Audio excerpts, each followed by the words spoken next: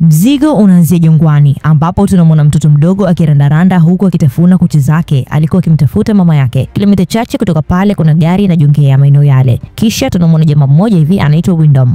Huyu jamaa ni cameraman na amekuja katika jangwa hilo ili kupata picha nzuri za kuvutia hasa kwenye social media zake na kukuza jina lake. Lengo la kufika hapo kuu ni kunasa jua linalopatwa kwa karibu. Baada ya kuona sasa muda unaenda sana, basi alijaribu kurudi kutafuta gari yake. Akiwa njiani anakutana na kijana mdogo alionekana kuwa amepotea.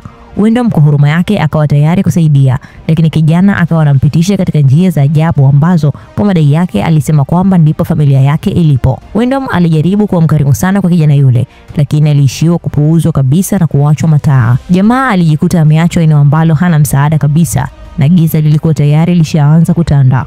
Kwa hiyo akaona alale tu pangoni. Akiwa pale alijaribu sana kutafuta usingizi, lakini jitihada zake zikaharibiwa na sauti tofauti alizokuwa akizisikia eneo la karibu na pale. Ikabidi azifuate sauti zile. Hapo ndo anagundua kuwa kuna eneo lililojitenga katika jangwa lile. Aliona kibao kikimwelekeza direction ya eneo la kuelekea ambapo alimuona mwanamke mmoja karibu na nyumba ya mbao iliyopo chini na eneo lile. Wyndham alijaribu kuomba msaada, lakini binti alijifanya kama hakumsikia hata kidogo. Akaingia ndani mwake huko akiwa anaimba nyimbo nzuri tu.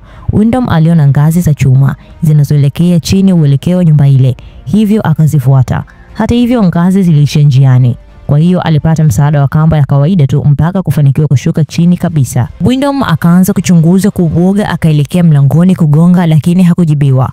Kwa hiyo jamaa akafungua mlango mwenyewe, kisha akazama ndani.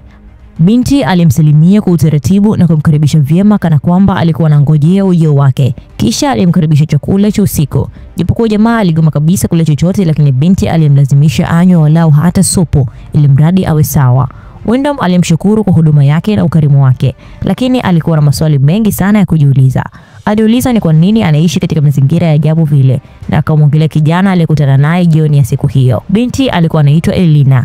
Yeye alishauri wapumzike kwanza mpaka asubuhi. Hapo ndipo atajua kila kitu. Kwa hiyo Wyndham alikubali kwa moyo mmoja. Usiku jamaa anajitahidi sana kutafuta usingizi, lakini wapi. Sasa kwa mbali anamwona Elina akiwa na uso wenye nuru, ila jamaa hakutaka kabisa kuelekeza tamaa za kimwili.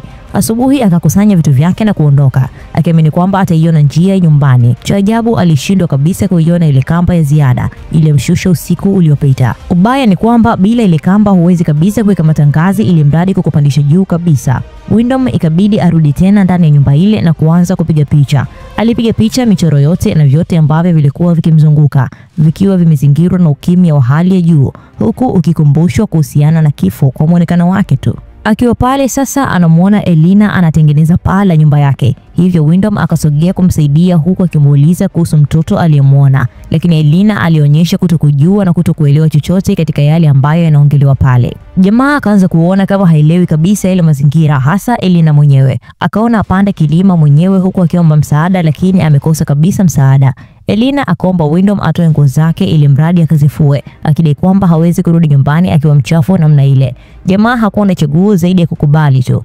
Usiku ule alihangaika sana kutafuta usingizi, lakini akajikuta anakiacha kitanda na kutoka zake nje ya nyumba akijaribu kutafuta njia ya kuondoka. Kumekucha anafanya msako, anapata shoka dogo, kwa hiyo akalitumia kwa ajili ya kupandia juu. Akiwa pale alihisi mchekecho juu. Sasa akiwa anashangaa anaanguka ndege na kumfanya apoteze kabisa balance.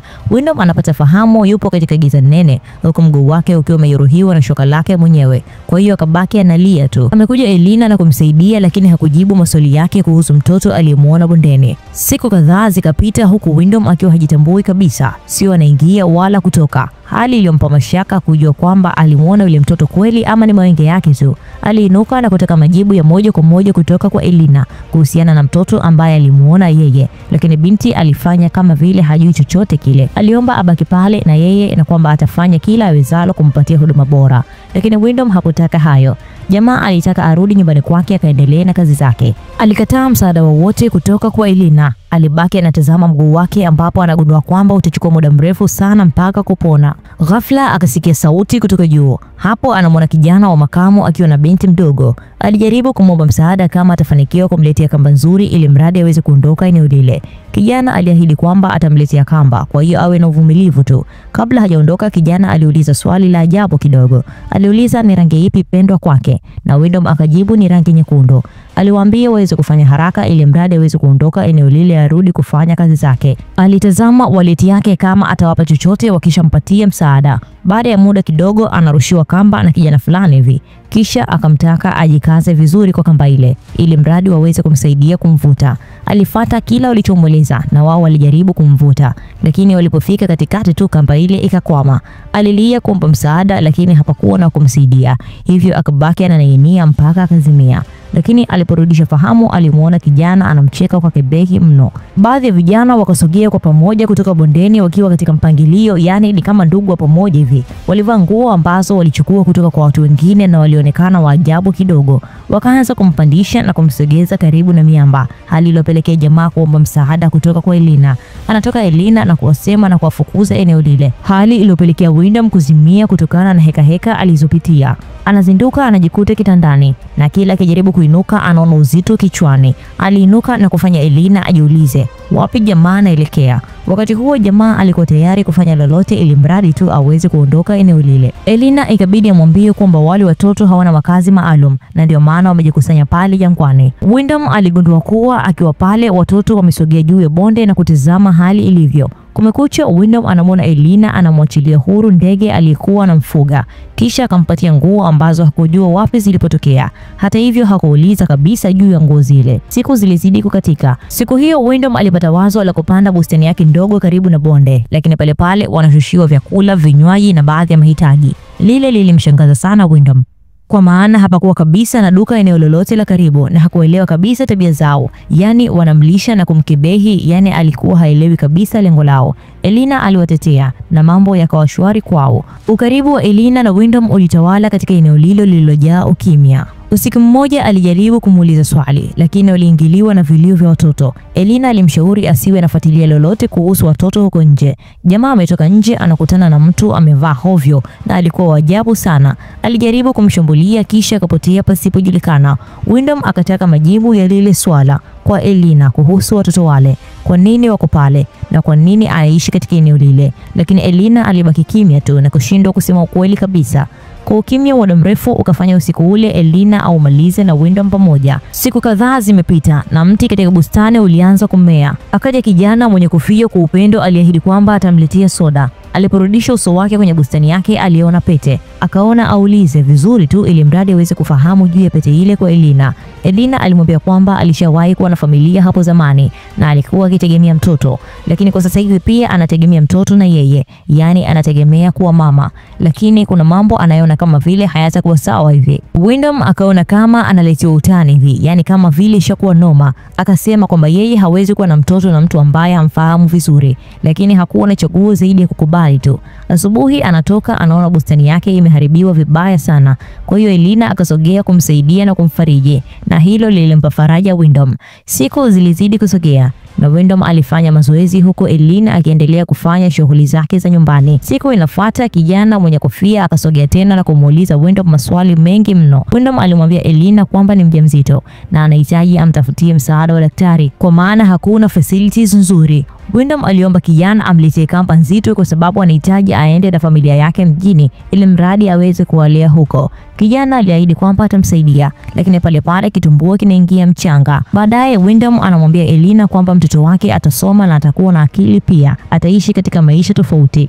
Wyndham aliendelea kusema kwamba hata akiweza kufanikiwa basi atawasaidia wote, lakini Elina alireact tofauti sana. Alijaribu kujua ni nini ambacho Wyndham anakosa eneo lile, lakini anaambiwa uhuru ni kitu muhimu sana. Elina aliuliza uhuru pekee ndio kitu ambacho wewe unakitaka, lakini Wyndham alijibu kwamba dunia jinsi ilivyo huko nje imejaa mambo mengi mazuri, bahari na maeneo ya kuvutia.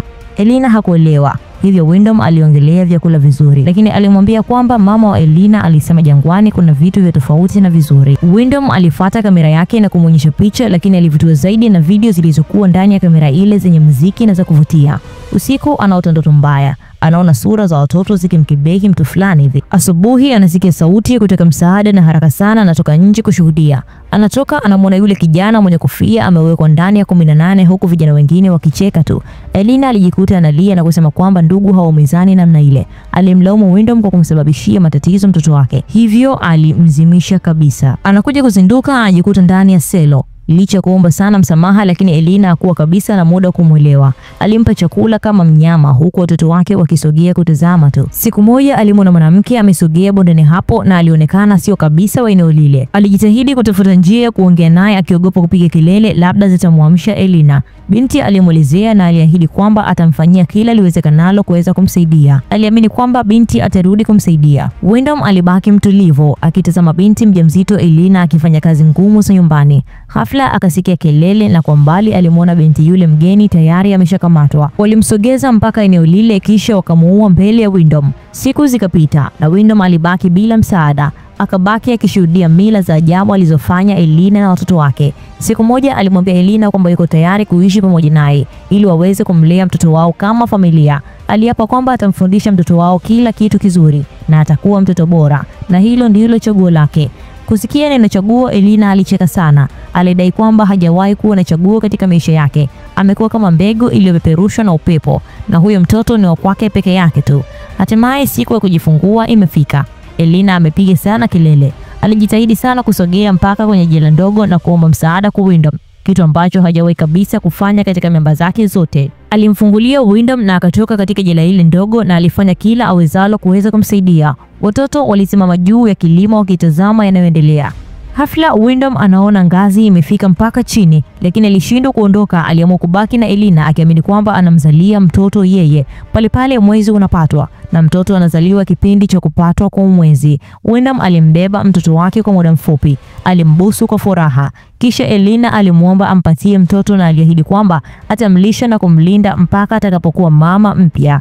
Kisha atatimiza wajibu wake kama jinsi ambavyo Wyndham alitimiza wajibu kwake. Wakati huo vijana wakasogea na kukata shingo ya Wyndham na kumuua, wakisema kwamba watafanya kile liwezalo kwa ajili ya mama yao. Siku kadhaa baadaye Elina anakusanya nguo za Wyndham na kuzihifadhi. Kisha akamfuata mtoto wake na kumwahidi kwamba atafanya kila kitu kwa ajili yake na kamwe hatajiona mkiwa. Mwili wa Wyndham ukajikuta unaoza bila kuzikwa, nageuka kuwa uchafu na kutelekezwa katika jangwa lile. Mzigo unaishia hapo. Hii ni Dane Movie Recap.